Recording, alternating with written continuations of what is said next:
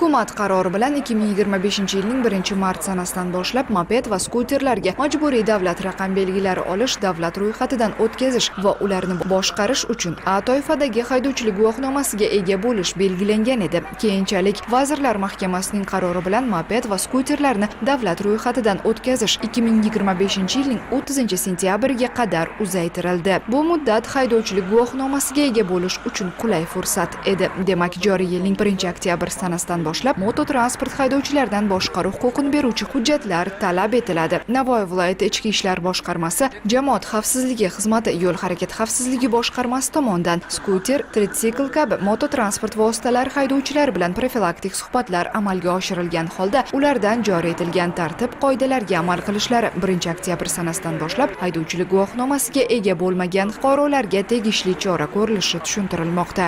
Shuningdek, ushbu transport vositasini boshqarishdagi talablar to'liq yetkazilib, mototsikl va mopedlarda harakatlanishdan oldin haydovchi va yo'lovchilar motoshlem kiyishlari, uni qadab olishlari shartligi xususida ogohlantirildi. Shuningdek, boshqa harakat ishtirokchilari singari moped haydovchilari ham yo'l belgi va uning chiziqlari talablariga rioya qilishlari, tungi vaqtda harakatlanganda yoritish chiroqlaridan foydalanishlari uqtirildi.